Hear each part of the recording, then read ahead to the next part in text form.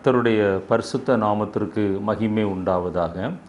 இன்றைக்கும் நம்முடைய தியானத்திற்கு ஆதாரமாக வெளிப்படுத்தின விசேஷம் 2ஆம் அத்தியாயத்திலே நான் ஒரு வசனத்தை 4வது வசனத்தை வாசிக்கிறேன். எபேசு சபைக்கு ஆண்டவர் சொல்லும்போது, ஆனாலும் நீ ஆதியில் கொண்டிருந்த அன்பை விட்டாய் என்று உன் பேரில் எனக்கு குறைவுண்டு. நல்ல பிதாவே, நாங்களுமே நன்றியோடு கூட துதிக்கிறோம். இந்த நாளிலும் இந்த வசனத்தின் மூலமாக தேவரீர் எங்களோடு கூட என்ன பேச வேண்டும் என்று விரும்புகிறீரோ அடியானை மறைத்து தகப்பனே நீர் வெளிப்படும்படியாய் ஜெபிக்கிறோம். ஆண்டவரை பேசுகிறவர் நீங்கள் அல்ல என்று சொன்ன தேவன், நீர் என்னுடைய வாயாக இருந்து ஆண்டவரை நீர் பேச வேண்டியதை ஆண்டவரை அடியேன் கேட்கவும் என்னை கேட்டுக்கொண்டிருக்கிறவர்கள் கேட்கவும் கர்த்தர் நீர் கிருபை பாராட்டும்படியாய் ஜெபிக்கிறோம். தாழ்த்துகிறோம், வெறுமையாக்குகிறோம். இயேசு கிறிஸ்தின் விலையேறப்பட்ட நாமத்தில் ஜெபிக்கிறோம். ஜெபங்கேளும் ஜீவனுள்ள எங்கள் நல்ல பிதாவே, ஆமென்.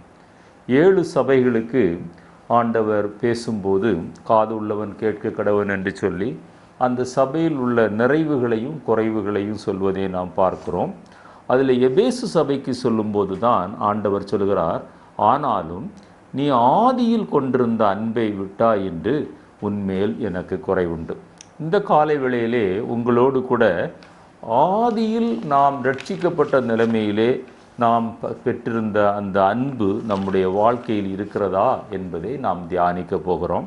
தாவீதினுடைய வாழ்க்கையிலே அந்த அன்பு இருந்தது.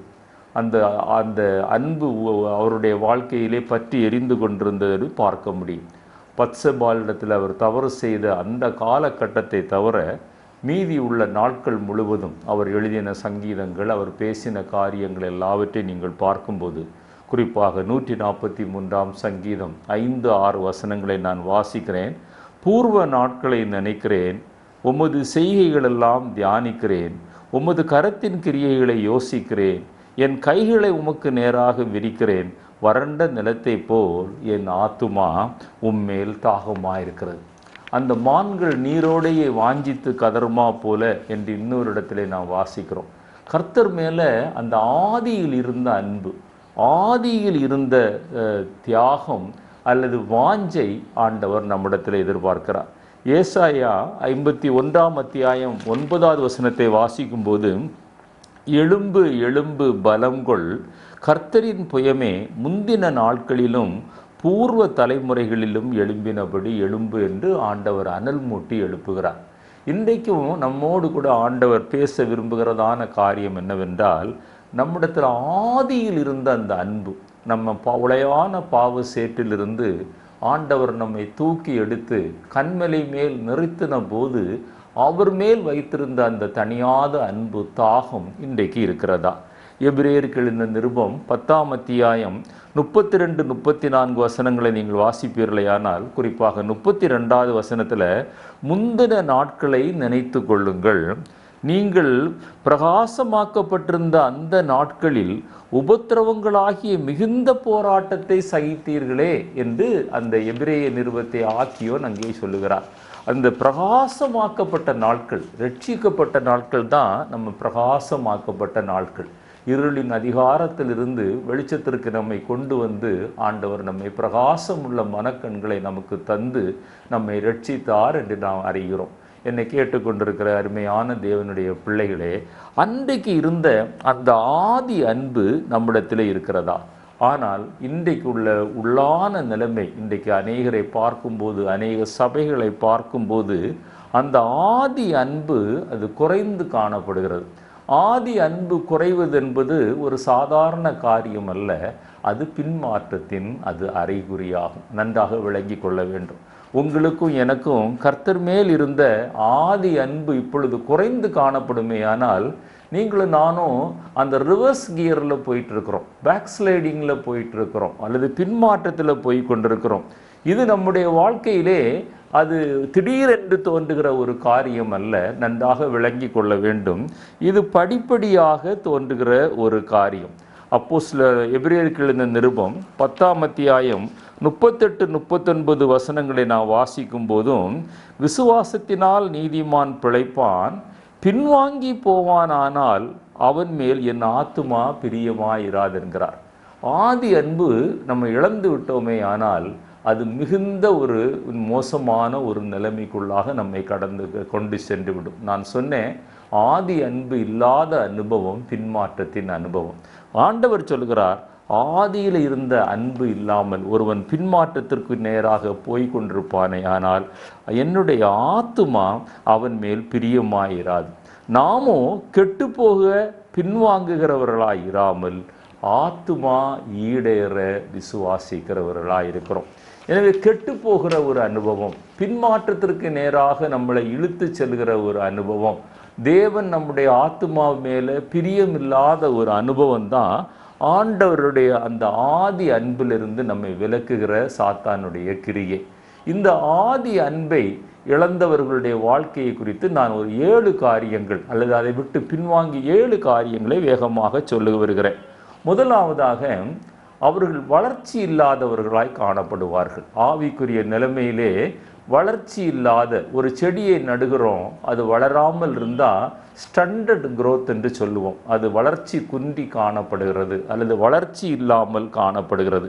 அந்த அனுபவம் நம்முடைய வாழ்க்கையிலே இருக்குமே ஆனால் இன்றைக்கு ஆவியானவர் நம்மோடு கூட பேசுகிறார். வெளிப்படுத்தின விசேஷம் 3ஆம் அத்தியாயம் 14-15 வசனங்களிலே நீங்கள் அந்த ஆதி அன்பை அந்த குறையும் போது அங்கே என்ன நடக்கிறது என்பதை அங்கே நாம் பார்க்க முடியும். நான் அந்த வசனங்களை வாசிக்கிறேன். லவோதிக்கா சபையின் தூதனுக்கு நீ எழுத வேண்டியது என்னவென்றால், உண்மையும் சத்தியமுள்ள சாட்சியும் தேவனுடைய சிருஷ்டிக்கும் ஆதியுமாய் இருக்கிற ஆமேன் என்பவர் சொல்லுகிறது, உன் கிரியைகளை நான் அறிந்திருக்கிறேன். நீ குளிரும் அல்ல அனலும் அல்ல, நீ குளிராவது அனலாவதா இருந்தால் நலமாயிருக்கும். அப்படிப்பட்ட ஒரு அனுபவம் தான் வளர்ச்சியற்ற ஒரு அனுபவம், வளர்ச்சி குன்றிய ஒரு அனுபவம். இதைத்தான் ஆண்டவர் எபேசு சபைக்கு சொல்லும்போது, நீ ஆதியில் இருந்த அன்பை நீ விட்டு விட்டாய். இது உன்னுடைய எனக்கு ஒரு குறைவாய் காணப்படுகிறது. ஆனால் அங்கே சொல்லும்போது குறைவா என்று வாசிக்கிறோம். ஆனால் எபிரேயருக்கு இந்த நிருபத்தில் நம்ம வாசிக்கும்போது அந்த ஆத்துமா மேல் அது பிரியமாய் இருக்க மாட்டார். அவன் கெட்டு போகிற பாதையிலே அவன் சென்று கொண்டிருக்கிறான். கிறிஸ்தவ ஜீவியம் என்பது அல்லது கிறிஸ்தவ வாழ்க்கை என்பது நிற்காமல் ஓட்டப்பந்தயத்திலே ஓடுகிற ஒரு அனுபவம். நின்று விட்டால் அது தோல்வியின் அனுபவம். ஒரு யுத்த களத்திலே இருக்கிற ஒரு அனுபவம். யுத்த களத்திற்கு ஆயத்தமாக இருக்கிற ஒரு மனிதன் அந்த யுத்தத்திற்கு தேவையான உடைகளையும் ஆயுதங்களையும் எப்பொழுதுமே அணிந்த நிலைமையிலே காணப்படுவான். யுத்தம் வந்த பிறகு அவன் அதற்கு பிரயாசப்படுவானே ஆனால் அவன் தோற்று போவான். உங்களுக்கு எல்லாருக்கும் தெரிந்த காரியம். எனவே போராடுகிற ஒரு அனுபவம், ஜெயிக்கிற ஒரு அனுபவம் தான் வளர்ச்சி உள்ள ஒரு அனுபவம். நீதிமான்களுடைய வாழ்க்கையை குறித்து அந்த நீதிமொழிகள் 4:18 ஒரு அருமையான வசனம் என்ன சொல்கிறது என்றால், நடுப்பகல் வரைக்கும் பிரகாசிக்கிற சூரியனுடைய ஒரு அனுபவம். நடுப்பகலில் சூரியன் தன்னுடைய மிகுந்த ஒளியை நமக்கு கொடுக்கிறது, உஷ்ணத்தையும் தருகிறது. அப்படி மிகுந்த ஒரு பிரகாசிக்கிற அந்த பிரகாசத்தின் உச்சக்கட்டத்திற்கு நம்மை அழைத்து செல்கிற ஒரு அனுபவம் தான் ஒரு ஆவிக்குரிய அந்த நார்மல் அந்த லைஃப். அது அந்த வெளிச்சம் குறைந்து கொண்டே போகுமேயானால் உங்களை நீங்களே நிதானித்து கொள்ளலாம். நாம் ஆவிக்குரிய ஜீவியத்திலே ஒரு ஸ்டாண்டர்ட் growthல காணப்படுகிறோம், வளர்ச்சி இல்லாமல் காணப்படுகிறோம். இதற்கு காரணம் என்னவென்றால், நம்முடைய வாழ்க்கையில் நாம் கர்த்தரை நமக்கு மையமாக வைத்து நம்முடைய ஜீவியம் காணப்படவில்லை. எரேமியா தீர்க்கதரிசியினுடைய புத்தகத்தில் 2ஆம் அத்தியாயம் 13வது வசனத்தில், என் ஜனங்கள் 2 தீமைகளை செய்தார்கள், ஜீவ தண்ணீர் ஊற்றாகிய என்னை விட்டு விட்டார்கள், தண்ணீர் நிற்காத தொட்டிகளாகிய வெடிப்புள்ள தொட்டிகளை தங்களுக்கு வெட்டி கொள்வார்கள். நான் அடிக்கடி சொல்லுகிற ஒரு காரியம் என்னவென்றால், இன்றைக்குள்ள கிறிஸ்தவ வட்டாரத்தை உன்னிப்பாக கவனித்து பார்க்கும்போது கிறிஸ்துவை நம்புவதை பார்க்கிலும் அவர்களுக்கு பிரியமான ஊழியர்களை நம்புகிற கூட்டம் அதிகம். கிறிஸ்துவுக்கு இருக்கிற அந்த விசுவாசிகளை காட்டிலும் ஊழியர்களுக்கு இருக்கிற விசுவாசிகள் அதிகம் போல காணப்படுகிறது. கிறிஸ்துவை மையப்படுத்தாத அந்த 2 தீமைகளை செய்தார்கள். என்ன செய்தார்கள்? ஜீவ தண்ணீர் ஊற்றாகி எண்ணெய் விட்டு விட்டார்கள். அந்த கிறிஸ்துவை மையப்படுத்தி வாழாத வாழ்க்கை, அதற்கு பதிலாக ஒரு கிறிஸ்துவின் ஊழியரை சார்ந்து வாழ்கிற வாழ்க்கை, அது அல்ல ஆண்டவர் நம்மிடத்தில் எதிர்பார்க்கிற அனுபவம். லூக்கா எழுதின சுவிசேஷம் 6ஆம் அத்தியாயம் 40வது வசனத்தும் 41வது வசனத்தையும் நான் வாசிக்கிறேன். சீசன் தன் குருவுக்கு மேற்பட்டவன் அல்ல, தேறினவன் எவனோ தன் குருவை போல் இருப்பான். நம்முடைய பரமகுரு ஆண்டவராய் இயேசு கிறிஸ்து. அந்த பரமகுருவுக்கு இன்றைக்கி உலகத்தில் பல சீசர்கள் இருக்கிறாங்க. சிலர் வல்லமையாக எடுத்து பயன்படுத்தப்படுகிறாங்க. விசேஷித்த கிருபைகளும் தாளந்துகளும் அவர்களிடத்தில் காணப்படுகிறது. அவர்கள் கனத்திற்குரியவர்கள். ஆனால் அவர் குரு அல்ல. குரு ஆண்டவராய் இயேசு கிறிஸ்து. இன்னொரு காரியம் என்னவென்றால், இந்த ஸ்டாண்டர்ட் குரோத்துக்கு இன்னொரு காரியம் என்னவென்றால், அநேக கிறிஸ்தவர்கள் தங்களுடைய ஜீவியத்தை மற்றவர்களோடு ஒப்பிட்டு பார்க்கிறார்கள். ஒப்பிட்டு பார்த்து அவர்கள் திருப்தி அடைகிறார்கள். ஆனால் நாம் ஒப்பிட்டு பார்க்க வேண்டியது நம்மை ரட்சித்த ஆண்டவராகிய இயேசு கிறிஸ்துவோடு கூட. வேதம் சொல்கிறது, உன் கண்ணில் இருக்கிற உத்திரத்தை, அந்த லூக்கா 6 அதை சொல்லிவிட்டு அடுத்த 41வது வசனத்தில் ஆண்டவர் சொல்கிறார், நீ உன் கண்ணில் இருக்கிற உத்திரத்தை உணராமல் உன் சகோதரன் கண்ணில் இருக்கிற துரும்பை நீ பார்க்கிறது என்ன? மற்றவர்கள் செய்கிற தவறுகள், அவர்களே இந்த தவறுகளை செய்கிறார்கள், நான் செய்தால் என்ன என்று அவர்கள் சாக்கு போக்கு சொல்கிறார்கள். அவர்களே ஜெபிப்பதில்லை, அவர்களே இதை செய்வதில்லை என்று சொல்லி தங்களை தாங்களே அவர்கள் திருப்திப்படுத்தல்ல, தங்களை தாங்களே வஞ்சித்து ஏமாற்றி ஆவிக்குரிய ஜீவியத்திலே ஒரு நஷ்டத்தின் அனுபவத்தில் காணப்படுகிறார்கள், குறைவுபட்ட அனுபவத்தில் காணப்படுகிறார்கள். மூன்றாவது, தங்களுடைய குறைகளை அவர்கள் ஒத்துக்கொள்வதில்லை. நான் ஆண்டவராகிய இயேசு கிறிஸ்துவின் நாமத்தில் உங்களை தாழ்மையோடு வேண்டிக் கொள்கிற காரியம் என்னவென்றால், நம்முடைய குறைகளை நாம் ஒத்துக்கொள்ள வேண்டும். நம்முடைய குறைகளை மறைக்க நம்முடைய முயற்சி பண்ணுவதை காட்டிலும் குறைகளை ஒத்துக்கொண்டு இயேசு கிறிஸ்துவோடு கூட நம்மை ஒப்பிட்டு நம்முடைய ஆதி அன்பு எப்படி இருந்தது, இன்றைக்கு நாம் எந்த நிலைமையிலே காணப்படுகிறோம் என்று நாமே ஆராய்ந்து பார்க்க வேண்டும். ரெண்டாவது சிம்டம் என்னன்னா, அந்த ஆதி அன்பை விட்டுவிட்ட சிம்டம் என்னன்னா, கனியற்ற ஒரு வாழ்க்கை. எபேசியருக்கு எழுதின நிருபம் 6ஆம் அத்தியாயம் 7-8 நீங்கள் வாசிக்கும்போது ஒரு கனியற்ற ஒரு வாழ்க்கை அநேகருடைய வாழ்க்கையிலே அது காணப்படுகிறது. கனியற்ற ஒரு வாழ்க்கை, இந்த எபேசியருக்கு எழுதின நிருபத்தை நான் உங்களுக்கு சுட்டி காட்ட விரும்புகிறேன். அங்கே சொல்லப்பட்டுகிறது, அந்த கனியற்ற ஒரு அந்தகார ஒரு கிரியை. மன்னிக்கவும், எபேசியர் 5:7-8 நான் வாசிக்கிறேன். நீங்கள் மதியற்றவர்களாயிராமல் கர்த்தருடைய சித்தம் இன்னதென்று அறிந்து உணர்ந்து கொள்ளுங்கள். அதற்கு முன்னால் நீங்கள் வாசித்து பார்த்தீங்கன்னா 10வது வசனத்தில், கர்த்தருக்கு பிரியமானது இன்னதென்று நீங்கள் சோதித்து பாருங்கள், கனியற்ற அந்தகார கிரியைகளுக்கு உடன்படாமல் அவைகளை கடிந்து கொள்ளுங்கள். விசுவாசிகள் நல்ல நிலத்திற்கு அவர்கள் ஒப்பனையாய் காணப்படுகிறார்கள்.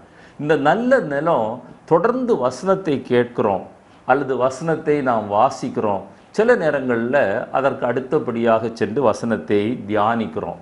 ஆனால் இந்த நல்ல நிலத்தில் விழுந்த இந்த விதைகள், அவைகள் முளைத்து 1க்கு 100, 60, 30 அவைகள் கனி கொடுக்கிறதா என்பதுதான் முக்கியம். ஆவியின் கனிகள் நம்மிடத்தில் இருக்கிறதா? அந்த கனிகளுடைய கிரியைகள் நம்மிடத்தில் இருக்கிறதா? ஒரு நம்மை குறித்து ஒரு நல்ல சாட்சி இருக்கிறதா? நம்முடைய வீட்டில் அல்லது நம்ம வெளியில் போகிற இடத்துல நமக்கு ஒரு தேவ சாயல் இருக்கிறதா? நம்மை காண்கிறவர்கள் கிறிஸ்துவை காண்கிறார்களா? வேதம் சொல்லுகிறது, மத்தேயு 7:19, கனி கொடாத மரமெல்லாம் வெட்டுண்டு அது அக்கினியிலே போடப்படும். கனி கொடாத மரமெல்லாம் வெட்டுண்டு அக்கினியிலே போடப்படும். ஆண்டவர் ஒரு விசுவாசியினுடைய வாழ்க்கையை ஏசாயா 5ஆம் அத்தியாயத்தில் முதல் 6-10 வசனங்களை நீங்கள் வாசித்து பார்ப்பீர்களே, ஆனால் அவர்கள் ஒரு நல்ல ஒரு திராட்சை தோட்டத்திற்கு அவர் ஒப்பனையாக சொல்லுகிறார். திராட்சை தோட்டத்தை நடுகிறார், அதற்கு வேலி அடைக்கிறார், அதற்கு கற்களை, இந்த கற்கள் எல்லாம் பொறுக்கி வெளியில் எடுக்கிறார், தண்ணீர் பாய்க்கிறார், எரு போடுகிறார்.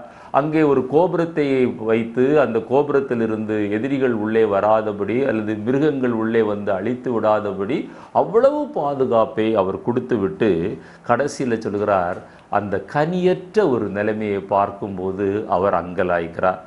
ஏசாயா 5ஆம் அத்தியாயத்திலிருந்து நீங்கள் வாசித்து பாருங்கள். ஆண்டவர் எப்படியாய் நம்முடைய நிலத்தில் அவர் பயிரிடுகிறார் என்று பார்க்க முடியும். ஓசியா தீர்க்கதரிசியின் புத்தகத்தில் 10ஆம் அத்தியாயம் முதல் வசனம் சொல்லுகிறது, சொல்லுகிறது, இஸ்ரவேல் கனியற்ற ஒரு திராட்சை செடி, கனியற்ற அல்லது பலனற்ற ஒரு திராட்சை செடி.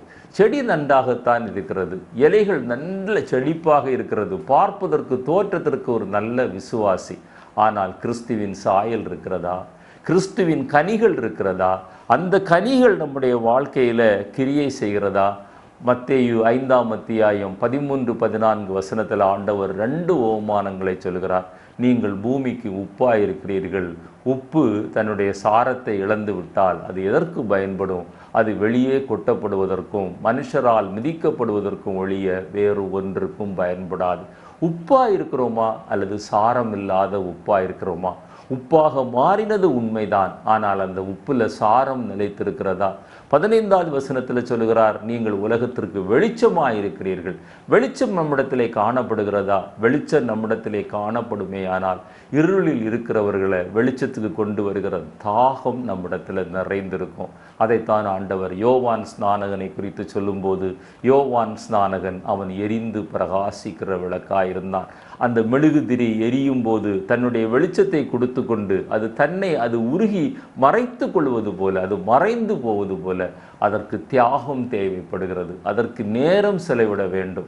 நம்முடைய தாளந்துகள் கர்த்தருக்காக பயன்பட வேண்டும். அந்த கனியற்ற அந்தகார கிரியைகளை நடப்பிக்கிற அனுபவம் நம்முடைய வாழ்க்கையிலே காணப்படுகிறதா? முதலாவது ஸ்டாண்டர்ட் growth என்று சொன்னேன், அல்லது வளர்ச்சியின்மை என்று சொன்னேன். 2வது கனியற்ற நிலைமை. 3வதாக சபை ஐக்கியத்தில் ஒரு நிர்விசாரம். தேவனுடைய சபையில் இணைந்து தேவனை ஆராதிப்பதில், தேவருக்கு ஊழியம் செய்வதில் அநேகருடைய வாழ்க்கையில் ஒரு நிர்விசாரம். அது குறிப்பாக இந்த கொரோனா வந்த பிறகு, ஆன்லைனில் ஆராதனைகளை ஆரம்பித்த பிறகு சபையில் போய் ஆராதிக்கிறவர்களுடைய கூட்டம் மிக குறைவு. காரணம், ஏன் கொரோனா பீரியடில் நம்ம ஆன்லைனில் ஆராதிக்கவில்லையா என்று சொல்வார்கள். பல சாக்கு போக்குகளை சொல்வார்கள். வேதம் என்ன சொல்லுகிறது பாருங்கள். எபிரேயர் 10:25 சபை கூடி வருதலை சிலர் விட்டு விடுகிறது போல நாமும் விட்டு விடாமல் ஒருவருக்கு ஒருவர் புத்தி சொல்ல கடவோம். நாளானது சமீபித்து வருகிறதை எவ்வளவாய் பார்க்கிறீர்களோ அவ்வளவாய் புத்தி சொல்ல வேண்டும். சபை ஐக்கியத்தில் உங்களுக்கு ஒரு உற்சாகம் இல்லைன்னா நீ நன்றாக விளங்கி கொள்ளணும். இந்த பேக் ஸ்லைடிங்கில் நம்ம சென்று கொண்டிருக்கிறோம். நம்முடைய ஆத்மா மேலே கர்த்தருக்கு பிரியம் இராது. அது விசுவாசிகளுடைய வாழ்க்கையில் உள்ள நிர்விசாரத்தை காட்டுகிறது, அல்லது விசுவாசிகளுடைய வாழ்க்கையில் உள்ள சோம்பலை காட்டுகிறது, உத்தரவாதமற்ற தன்மையை காட்டுகிறது, அல்லது உலகத்தின் மேல் உள்ள ஈடுபாடை காட்டுகிறது. நீங்கள் ஒருவேளை சபை ஐக்கியத்தை விட்டு தூரமாக இருக்கிற ஒரு மனிதனாக இருப்பீர்களேயானால், மனுஷியாக இருப்பீர்களேயானால் நன்றாக விளங்கி கொள்ளுங்கள். நீங்கள் உலகத்துக்கு ஒத்த வேஷம் தரிக்கிறவர்களாக இருக்கிறீர்கள். உங்களுடைய வாழ்க்கையில் ஒரு நிர்விசாரம் சூழ்ந்து கொண்டிருக்கிறது, அல்லது ஒரு உத்தரவாதமற்ற நிலைமை, ஒரு சோம்பல் உங்களை ஆண்டு கொண்டிருக்கிறது. இதெல்லாம் சாதாரண காரியங்கள் அல்ல. இவைகள் ஒரு நாளிலே உங்களை பின்மாற்றத்திற்கு கொண்டு சென்றுவிடும். அப்போஸ்தலர் நடபடிகள் 2:46 உங்களுக்கு வாசிக்கிறேன். ஆதி சபைகள் எப்படி இருந்தன? அந்த சபைகள் தினமும் கூடின. இன்றைக்கு உலக பிரகாரமான வாழ்க்கையிலே நம்ம அதிகமாக ஈடுபட்டிருக்கிறதுனால இது இன்றைக்கு சாத்தியப்படாமல் இருக்கலாம். ஆனால் கர்த்தரோடு கூட எப்பொழுதும் உறவாட முடியும். ஆனால் வாரத்திற்கு ஒரு தடவையாவது சபையோடு இணைந்து நீங்களும் நானும் ஆராதிக்க வேண்டும். அப்போஸ்தலர் 2:46 சொல்கிறது, அவர்கள் ஒருமனப்பட்டவர்களாய் தேவாலயத்தில் அனுதினமும் தரித்திருந்து வீடுகள் தோறும் அப்பம் விட்டு மகிழ்ச்சியோடும் கபடமில்லாத இருதயத்தோடும் கூட காணப்பட்டார்கள். அந்த சபை கூடுதலில் உள்ள ஒரு அனுபவம் என்னன்னா, அந்த ஐக்கியம் மாத்திரமல்ல, கபடம் நம்மை விட்டு போய்விடும். மன மகிழ்ச்சி நம்மிடத்தில் நிறைவாய் தங்கும். கவலை நம்மை விட்டு போய்விடும். ஆண்டவர் இதற்காகத்தான் அந்த சபை கூடி வருதலை அவர் எதிர்பார்க்கிறார். தானியேல், சாத்ராக், மேஷாக், ஆபேத்நகோ என்பவர்கள் அந்நிய தேசத்தில் ஜெபிக்க முடியாத சூழ்நிலைகளில் கூட அவங்க கூடி ஜெபித்தாங்க. நம்ம விசுவாசிகளோடு கூட நல்ல ஐக்கியம் வைத்து கொள்ள வேண்டும். அப்படியே வெளியிலே போக முடியாவிட்டாலும் கணவன் மனைவி இணைந்து ஜெபிக்கலாம். அல்லது பெற்றோர்கள் பிள்ளைகள் இணைந்து ஜெபிக்கலாம். பிரசங்கி 4ஆம் அத்தியாயம் 9-10 வசனங்களை வாசித்து பாருங்கள். அந்த ஐக்கியத்தை இன்னொரு விதமாக ஆவியானவர் நமக்கு சொல்லுகிறார். ஒண்டியாய் இருப்பதிலும் இருவர் கூடியிருப்பது நலம், அவர்களுடைய பிரயாசத்தினால் அவர்களுக்கு நல்ல பலன் உண்டு. குடும்பமாய் ஒரு வேளை கண்டிப்பாக நீங்கள் ஜெபிக்க வேண்டும். உங்களுடைய வீட்டில் குடும்ப ஜெபம் இருக்கிறதா? குறைந்தபட்சம் ஒரு நேரமாவது பெற்றோர்களும் பிள்ளைகளும் இணைந்து ஜெபிக்கிறீர்களா? குடும்ப ஜெபம் இல்லாத ஒரு வீடு கூரை இல்லாத ஒரு வீட்டுக்கு சமம் என்று சொல்வார்கள். என்னை கேட்டுக்கொண்டிருக்கிற அருமையான தேவனுடைய பிள்ளையே, நீங்கள் எவ்வளவு பிஸி ஷெட்யூலில் நீங்கள் வாழ்ந்து கொண்டிருந்தாலும் குடும்ப ஜெபத்திற்கு முக்கியத்துவம் கொடுங்கள். உங்கள் மொபைல் ஃபோன்களை ஆஃப் பண்ணுங்க, உங்களுடைய லேண்ட்லைனை கட் பண்ணுங்க, இடையூறுகள் வராதபடி பாதுகாத்து கொள்ளுங்க, குறித்த நேரத்தில் ஜெபிக்க பழகுங்க. ஆண்டவர் உங்களை ஆசீர்வதிப்பார். 10வது வசனம் சொல்லுகிறது, ஒருவன் விழுந்தால் அவன் உடனாளி அவனை தூக்கி விடுவான், ஒண்டியாயிருந்து விடுகிறவனுக்கு ஐயோ, அவனை தூக்கிவிட துணை இல்லையே என்று ஆவியானவர் எழுதி வைத்திருக்கிறார். குடும்ப குடும்பத்தில் உள்ள கசப்புகள் மறைந்து விடுகிறது, கோபம் எரிச்சல் மறைந்து விடுகிறது, மன்னிக்க முடியாத நிலைமைகள் மறைந்து விடுகிறது. இன்றைக்கு அநேக குடும்பங்கள் பிரிந்து வாழ ஒரு காரணம் என்னவென்றால், அந்த குடும்பத்தில் சரியான ஐக்கியம் இல்லை. சங்கீதம் 133 சபை ஐக்கியத்தை குறித்து நான் வாசிக்கிறோம். சகோதரர்கள் ஒருமித்து வாசம் பண்ணுவது எத்தனை இன்பமும் எத்தனை நலவுமாயிருக்கிறது என்று. அந்த சபை ஐக்கியத்தை விட்டு விடாதீங்க, குடும்ப ஐக்கியத்தை விட்டு விடாதீங்க. பெற்றோர்களும் பிள்ளைகளும் இணைந்து நீங்கள் ஜெபிக்கிற ஒரு அனுபவத்தில் காணப்படுங்க. இயேசு மறுரூப மலையில் செல்கிறார். அப்பொழுது 3 சீசர்களை அழைத்து செல்கிறார். அந்த ஐக்கியத்தை அவர் முக்கியப்படுத்துகிறார். கெத்செமனே தோட்டத்தில் கல்வாரி சிலுவையிலே பாடுபடுவதற்கு முன்பாக செல்கிறார். அப்பொழுதும் அவர் சீசர்களை அழைத்து செல்கிறார். இயேசுவுக்கே அந்த ஐக்கியம் சில காலகட்டங்களில் தேவைப்படுமையானால் நமக்கு நிச்சயமாக அது தேவைப்படுகிறது. சபையோடு இணைந்து ஜெபியுங்கள், சபையோடு இணைந்து ஆராதியுங்கள், சபையோடு இணைந்து ஊழியம் செய்யுங்கள், குடும்பமாய் ஊழியம் செய்யுங்கள், குடும்பமாய் ஜெபியுங்கள், குடும்பமாய் வேதத்தை தியானியுங்கள். எத்தனையோ பெரிய போதகர்களுடைய வாழ்க்கையிலே நான் கேட்கும்போது அவர்கள் இன்னும் குடும்பமாய் ஆராதித்து, அவர்கள் இன்னும் குடும்பமாய் வேதத்தை தியானித்து, அதனால் அவர்களும் ஆசீர்வதிக்கப்பட்டு அவர்கள் நடத்துகிற சபைகளும் ஆசீர்வாதமான சபைகளாய் காணப்படுகிறது. முப்பரி நூல் அறாது என்று நாம் வாசித்திருக்கிறோம். என்னை கேட்டுக்கொண்டிருக்கிற அருமையான தேவனுடைய பிள்ளையே, சபை ஐக்கியம் நமக்கு தேவை, குடும்ப ஐக்கியம் தேவை. உலகத்தோடு கூட அல்லது அவிசுவாசிகளோடு கூட நட்பு இருக்கலாம், ஆனால் ஐக்கியம் நமக்கு ஆகாது என்பதை நன்றாக விளங்கி கொள்ளுங்கள். அவர்கள் உங்களை பின்மாற்றத்திற்கு நேராக அழைத்து செல்வார்கள். ஆதி அன்பை நீங்கள் இழந்துவிட அவர்கள் உதவி செய்வார்கள். 4வதாக துணிகர பாவம். அநேகருடைய வாழ்க்கையிலே உள்ள துணிகர பாவத்தினாலே அவர்கள் தேவனுடைய ஆதி அன்பை அவர்கள் இழந்து கொண்டு வருகிறார்கள். உங்களில் ஒருவனாகிலும், எபிரேயர் 3:13 வாசிக்கிறோம், உங்களில் ஒருவனாகிலும் பாவத்தின் வஞ்சனையினாலே கடினப்பட்டு போகாதபடி. துணிகரமாக ஒரு மனிதன் பாவம் செய்கிறான் என்றால் அவனுடைய இருதயம் வஞ்சிக்கப்பட்டு கடினப்படுத்தப்படுகிறது. இன்று எண்ணப்படும் அளவும் நாடோறும் ஒருவருக்கொருவர் புத்தி சொல்லுங்கள். உங்களுடைய சபையில், குடும்பத்தில் துணிகரமாக பாவம் செய்கிறவர்களை நான் ஜெபம் மாத்திரம் பண்ணிவிட்டு கர்த்தர் பார்த்து கொள்வார் என்று சொல்லாதீங்க. முடிந்த மட்டும் நல்ல ஆலோசனையை கொடுங்க. அந்த தொடர் பாவம், துணிகர பாவம் தொடர் பாவமாய் மாறும். அந்த தொடர் பாவம் என்ன செய்யும்னா நம்முடைய மனசாட்சியை மழுங்கி போக பண்ணும். அந்த மனசாட்சியை மழுங்கி போன பிறகு எந்த தவறையும் துணிகரமாக செய்கிற ஒரு அனுபவம் நம்முடைய வாழ்க்கையில் வந்துவிடும். நன்றாக விளங்கி கொள்ளுங்கள். ரோமர் 12:1 அடிக்கடி நினைத்து கொள்ளுங்கள்.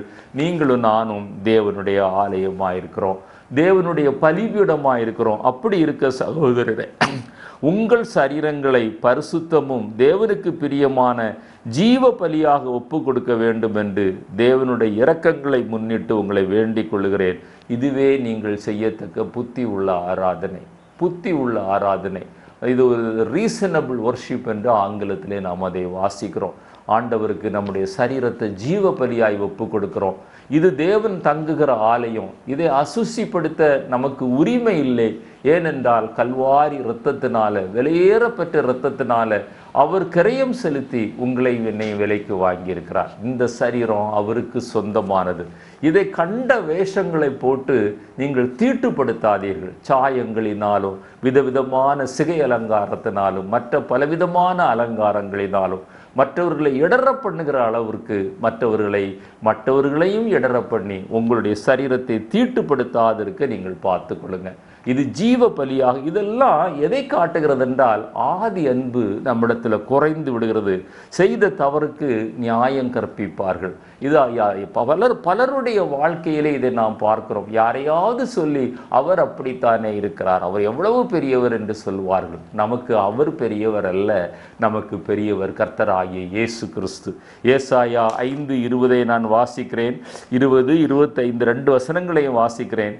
தீமையை நன்மை என்றும் நன்மையை தீமை என்று சொல்லி இருளை வெளிச்சமும் வெளிச்சத்தை இருளுமாக பாவிக்கிற கூட்டம் என்று ஆவியானவர் சொல்லுகிறார்.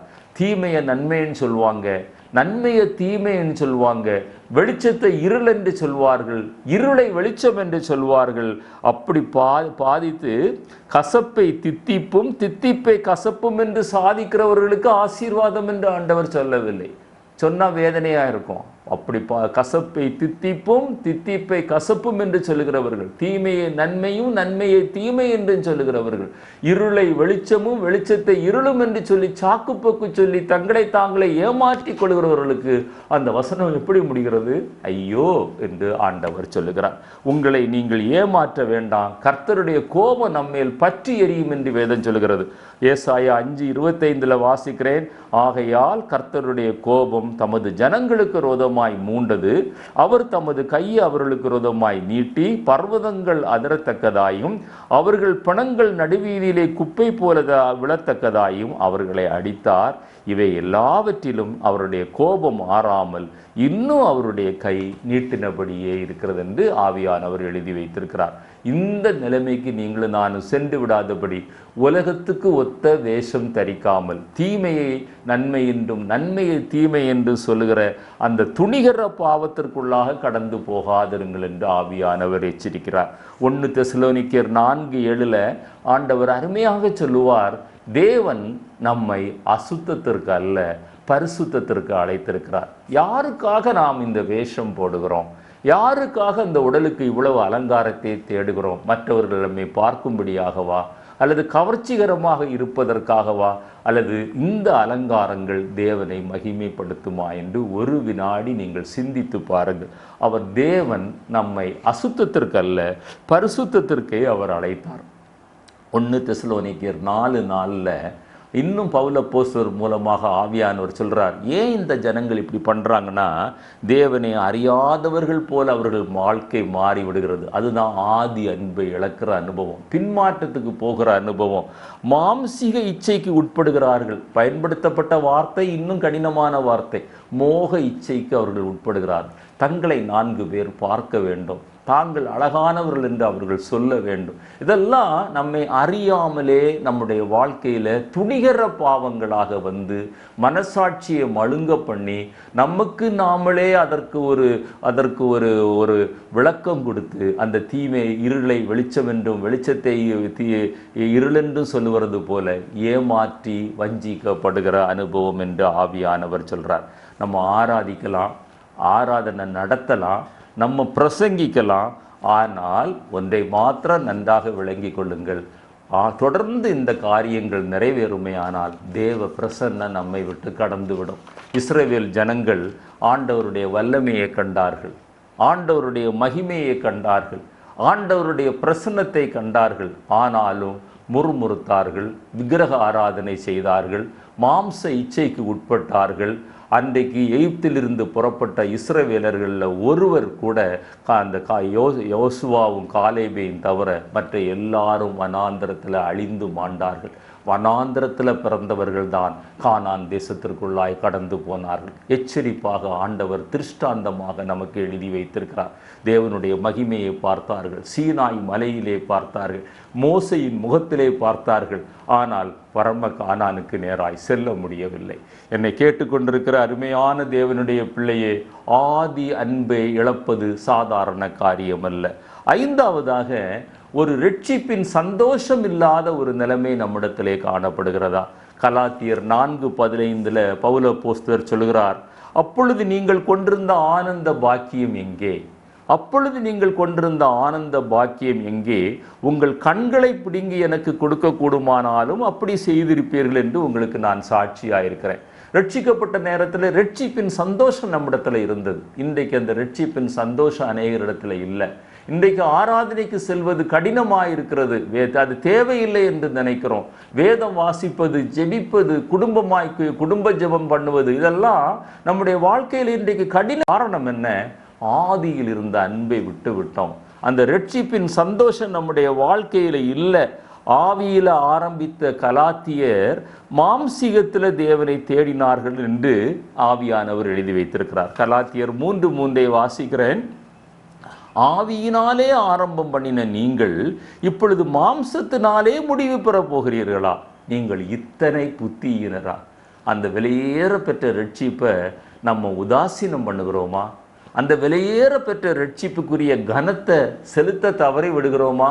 ஆராதிப்பதில் உண்மை இல்லை, ஜெபிப்பதில் உண்மை இல்லை, வேதம் வாசிப்பதில் உண்மை இல்லை, குடும்பத்தை கர்த்தருக்குள்ள நடத்துவதில் உண்மை இல்லை, ஆண்டவருக்கு என்று கொடுப்பதில் உண்மை இல்லை. ஆனால் ஆரம்பத்தில் இதை எல்லாவற்றையும் நம்ம செய்தோம். இன்றைக்கு அப்படிப்பட்ட ஒரு பரிதாபமான நிலைமையில நீங்களும் நானும் செல்லக்கூடாது என்பது தான் ஆவியானவருடைய விருப்பம். அந்த ஆதி அன்பை நீங்களும் நானும் விட்டு விடக்கூடாது என்று ஆண்டவர் சொல்கிறார். தாவீதினுடைய வாழ்க்கையில 118ஆம் சங்கீதம் 14-15 வாசிக்கிறேன். தாவீது அவருடைய கர்த்தருக்கு இருதயத்திற்கு ஏற்ற தாசன் என்று பெயர் பெற்ற காரணம் என்னவென்றால், நான் ஏற்கனவே சொன்ன போல அந்த பத்சபால் மேட்டரை தவிர மற்ற எல்லா காரியங்களிலும் கர்த்தரையுடைய அன்பு, ஆதி அன்பு அவருடைய பிரவாகித்து ஓடிக்கொண்டிருந்தது. 14-15 கர்த்தர் என் பலமும் என் கீதமும் ஆனவர், அவர் எனக்கு இரட்சிப்பும் ஆனார். நீதிமான்களுடைய கூடாரங்களில் ரட்சிப்பின் கம்பீர சத்தம் உண்டு. கர்த்தரின் வலது கரம் பராக்கிரமம் செய்யும். கர்த்தருடைய வலது கரம் உங்களுடைய குடும்பத்தில் பராக்கிரமமான கிரியைகளை செய்து நீங்கள் ஆசீர்வதிக்கப்பட வேண்டும் என்றால் நீதிமானினுடைய கூடாரத்தில் கம்பீர சத்தம் உண்டு. குடும்பமாய் தேவனை ஆராதிங்க. ஆண்டவர் அதிகாலையில் எழும்பி பாடி துதியுங்க. பக்கத்தில் உள்ளவர்கள் கேட்கட்டும், இது ஒரு நீதிமானுடைய வீடு, இது ஒரு ஆவிக்குரிய மனிதனுடைய வீடு, அவர் தன்னுடைய தேவனை புகழ்ந்து பாடிக்கொண்டிருக்கிறார் என்பதை மற்றவர்கள் அறிந்து கொள்ளட்டும். ஆதி அன்பு ஒரு நாளும் குறையக்கூடாது. அள்ள அள்ள குறையாத அன்பு என்று நம்ம ஒரு பாட்டு பாடுவோம். அதைவிட மேலான அன்பு தான் இந்த ஆதி அன்பு. அது குறையவே கூடாது. நிரம்பி வழிகிற அனுபவம், என் பாத்திரம் நிரம்பி வழிகிறது என்று தாவீது சொன்ன அனுபவம். சங்கீதம் 150:6 வாசிக்கிறோம், சுவாசமுள்ள யாவும் துதிப்பார்கள். சுவாசமுள்ளவர்களாக இருப்போம் என்கிற ஒரு செய்தியை நான் கொடுத்திருக்கிறேன். முடிந்தால் கேட்டு பாருங்க. அந்த சங்கீதம் சொல்கிறது, மரித்தோரும் மௌனத்தில் இறங்குகிறவர்களும் அவர்கள் கர்த்தரை துதியார்கள். உங்களுடைய வாயிலிருந்து எல்லா சூழ்நிலையிலும் அந்த ஆண்டவரை துதிக்கிற ஒரு அனுபவம் காணப்படுகிறதா? அது இல்லைனாலே உங்களுக்கு நல்ல சிம்டம் அதுதான். பார்த்துங்க, நீங்கள் பின்வாங்கி போய் கொண்டிருக்கிறீர்கள். ஆதி அன்பை இழந்து போய் கொண்டிருக்கிறீர்கள். யோவேல் 1:9-12 வரை நீங்கள் வாசித்து பாருங்க. அந்த ஆதி அன்பு, ஆதி சந்தோஷம் அது நம்முடைய வாழ்க்கையில் இல்லை என்றால் நம்முடைய வாழ்க்கையில் ஒரு பெரிய ஏமாற்றம், தோல்வி வரும் என்பதை நன்றாக விளங்கி கொள்ள முடியும். அப்போஸ்தலர் நடபடிகள் 7:41 வாசிக்கும்போது, அன்றைக்கு இஸ்ரவேல் ஜனங்கள் ஒரு பொன்குட்டியை செய்து அதற்கு முன்பாக நிர்வாணமாய் ஆடி பாடி சந்தோஷப்பட்டார்கள் என்று வாசித்து பார்க்கிறோம். என்னை கேட்டுக்கொண்டிருக்கிற அருமையான தேவனுடைய பிள்ளையே, இன்றைக்கு ரட்சிக்கப்பட்டவர்கள் என்று சொல்றவங்க, பரிசுத்த ஆவியின் அபிஷேகம் பெற்றவர்கள் என்று சொல்றவங்க, விசுவாசிகள் என்று சொல்றவங்க, அன்றைக்கு வனாந்திரத்தில் இஸ்ரவேல் ஜனங்கள் மோசே வர தாமதமான போது ஒரு பொன்குட்டியை செய்து அதை தங்களை வழிநடத்தி வந்த தெய்வம் என்று சொல்லி அவர்களுக்கு முன்பாக நிர்வாணமாய் ஆடி பாடினது போல இன்றைக்கு அநேக உலக பிரகாரமான காரியங்களில் உலக பிரகாரமான சந்தோஷத்தை அவர்கள் தேடிக்கொள்ளுகிறார்கள்.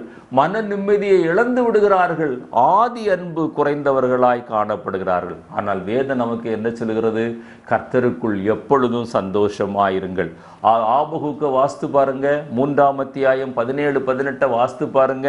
அத்திமரம் துளிர் விடாமல் போனாலும் ஆட்டு மந்தை முதலற்று போனாலும், அப்படி இல்லை இல்லை இல்லை என்று எல்லா சூழ்நிலையும் எதிர்மறையாயிருந்தாலும் நான் என்னுடைய கர்த்தருக்குள் மனமகிழ்ச்சியாக இருப்பேன். கர்த்தரை துதிக்கிற ஒரு அனுபவம், எல்லா சூழ்நிலையிலும் கர்த்தரை துதிக்கிற ஒரு அனுபவம்.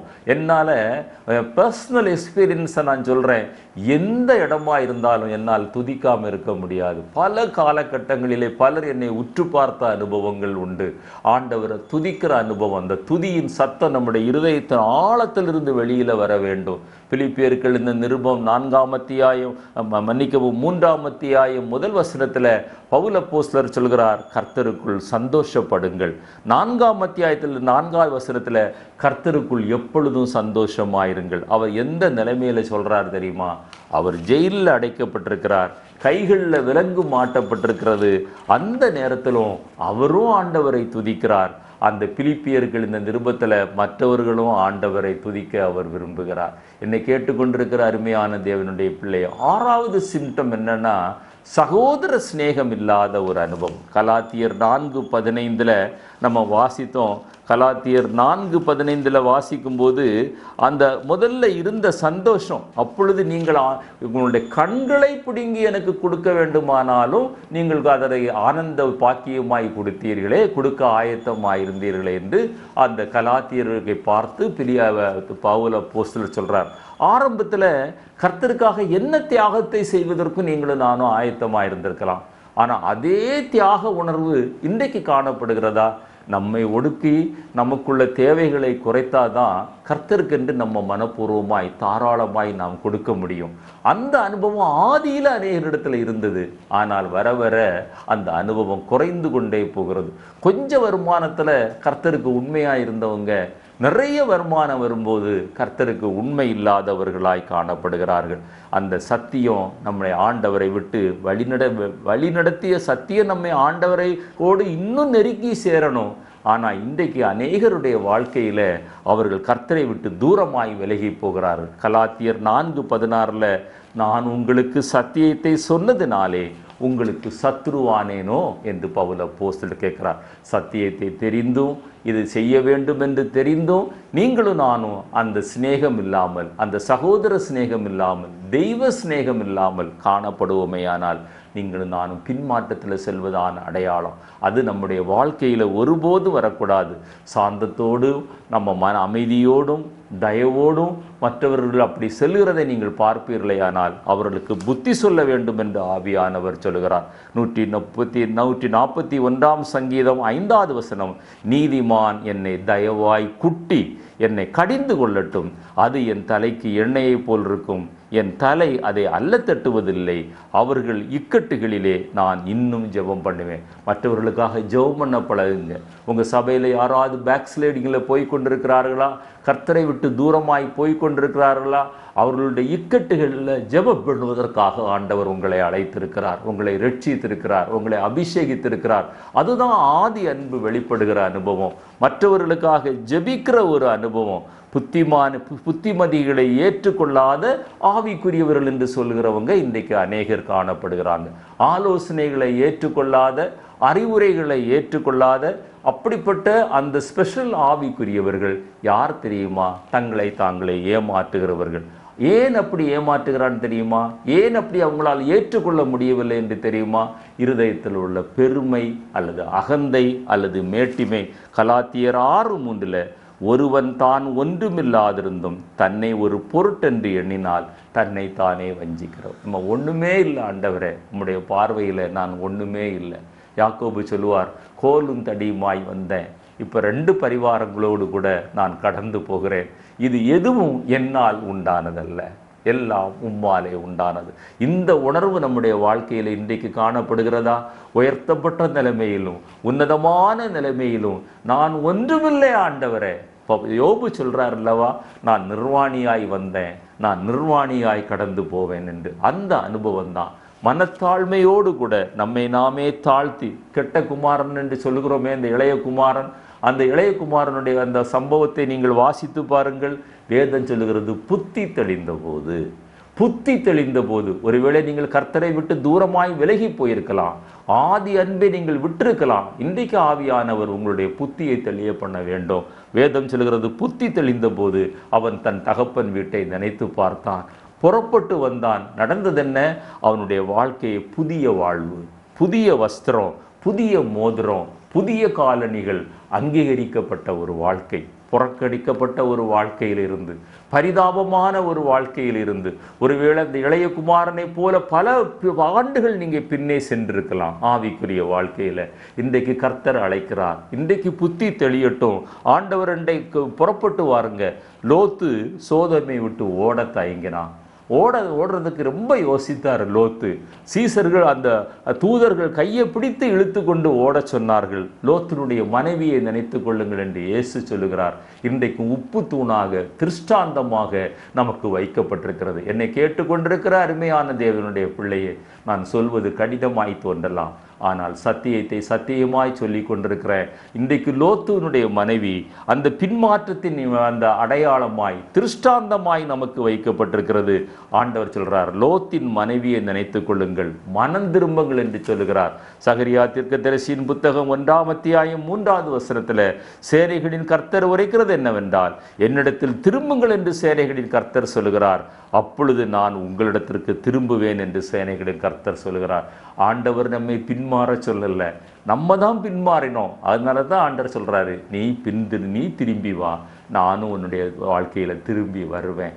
இப்போ அந்த இடம் வெற்றிடமாக இருக்கிறது, காலி இடமாக இருக்கிறது.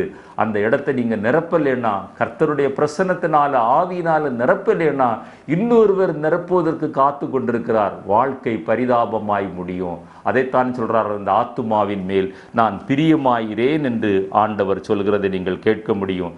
தேவனிடத்தில் நம்முடைய ரட்சிப்பின் ஆரம்பத்தில் இருந்த சந்தோஷத்தை, அந்த மகிழ்ச்சியை நம்ம பெறுவதற்காக ஜெபிக்க வேண்டும், வாஞ்சிக்க வேண்டும். புலம்பல் 5ஆம் அத்தியாயம் 21வது வசனத்தில், கர்த்தாவே எங்களை உம்மிடத்தில் திருப்பிக் கொள்ளும். இது நம்முடைய ஜெபமாய் மாற வேண்டும். அப்பொழுது திரும்புவோம். பூர்வ காலத்தில் இருந்தது போல எங்கள் நாட்களை புதியவைகளாக்கும். பூர்வ காலத்தில் இருந்தது போல எங்கள் நாட்களை நீர் புதியவைகளாக்கும். நாங்கள் திரும்புகிறோம், ஆனால் திரும்ப முடியல. பலத்தினாலும் அல்ல, பராக்கிரமத்தினாலும் அல்ல, உம்முடைய ஆவியினால் ஆகும் என்று சகரியாவில் வாசிக்கிறோமே. அதே போல புலம்பல்ல சொல்றாரு, என்னால் முடியல ஆண்டவரே, நான் வழிதப்பி போனேன், ஆனால் நீர் என்னை திருப்பி கொள்ளும். அந்த வாஞ்சையாவது நம்மிடத்துல காணப்படுகிறதா? அந்த தாகமாவது காணப்படுகிறதா? நம்முடைய குறைகளை ஒத்துக்கொள்ளுகிற அனுபவம் இருந்தா அந்த வாஞ்சை நிச்சயமாக வரும்.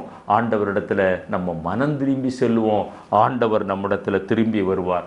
கடைசியாக ஒரு காரியத்தை சொல்லி முடிக்கிறேன். நம்முடைய வாழ்க்கையில் ஆதி அன்பு குறைவுபட்ட காணப்படுவதற்கு இன்னொரு அடையாளம் என்ன தெரியுமா? நம்மிடத்துல சுயம் பெருகி இருக்கும். 2 தீமோத்தேயு 3ஆம் அத்தியாயம் 2வது வசனத்தில் தற்பிரியராய் மாறுவோம். நம்மை பற்றி சுய பிரஸ்தாபம் வரும், சுய விளம்பரம் வரும். நம்மை குறித்து மேன்மையாக பேச வேண்டும் என்று நினைப்போம், பேசுவோம். மற்றவர்கள் பேச வேண்டும் என்று விரும்புவோம். பிலிப்பியர் 2:21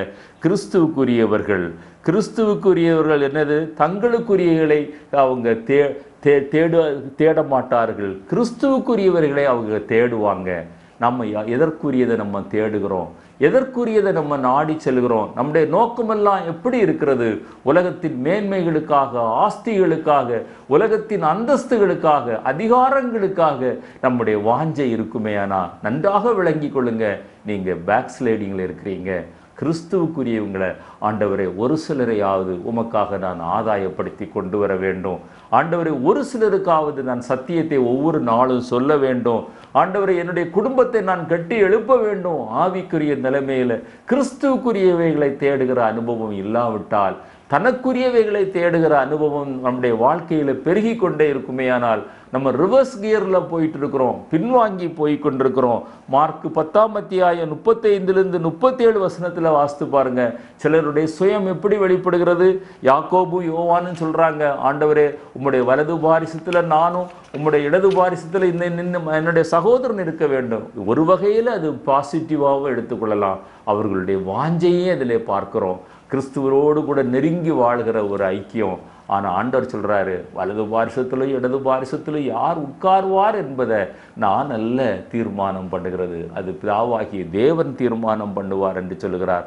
அந்த முட்டாள் ஐஸ்வர்யவான குறித்து வாசிக்கிறோம். லூக்கா 12ஆம் அத்தியாயம் 16 21 வசனம் வரை வாசிக்கும்போது அவன் பெரிய விளைச்சலை பார்க்கிறான்.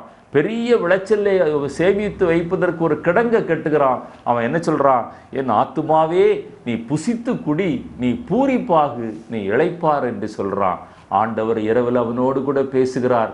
மதிகட்டவனே, முட்டாளே, இன்றைக்கு உன்னுடைய ஆத்துமா உன்னை விட்டு பிரியுமானால் நீ என்ன செய்வாய்?